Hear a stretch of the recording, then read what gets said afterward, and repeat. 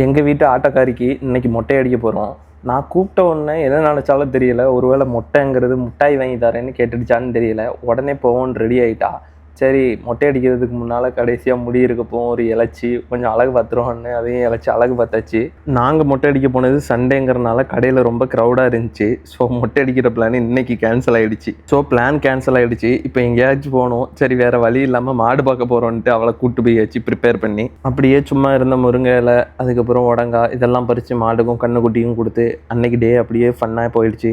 மறுநாளும் மொட்டை அடிக்க முடியாமல் போயிடக்கூடாதுன்னு சலூனில் ஃபோன் பண்ணி அப்பாயின்மெண்ட் வாங்கிட்டு தூங்கு மூஞ்சியோட அவளை தூக்கிட்டு வந்தாச்சு. காலையிலே கூப்பிட்டு வந்திருந்தாலும் அவளுக்கு என்ன பண்ண போறோன்னே புரியல. கையில கத்திரிக்கோள், புது ஆள், புது இடம் எல்லாத்தையும் பார்த்தோன்னா உட்காந்து ஒப்பாரி வைக்க ஆரம்பிச்சா. அப்புறம் வலிக்காது, இது நல்லா இருக்கும், மொட்டை அடிச்சா முட்டை வாங்கி தரேன்னு சொல்லி ஏமாத்தி மொட்டை அடிக்க தொடங்கிட்டோம். மொட்டை அடிக்க ஆரம்பிச்சு கொஞ்ச நேரத்துல அவளுக்கு இது வலிக்கலன்னு தெரிஞ்சு போச்சு. அதுக்கப்புறம் அவ சிரிக்க ஆரம்பிச்சிட்டா. சின்ன குழந்தைங்களுக்கு மொட்டை அடிக்கிறது சலூன்காரருக்கும் கூட்டு போற நமக்கும் ரொம்பவே டஃப்பானது. ஏன்னா அவங்களுக்கு எப்படி உட்காரணும், எப்படி மண்டையை அசைக்கணும் எதுவும் தெரியாது.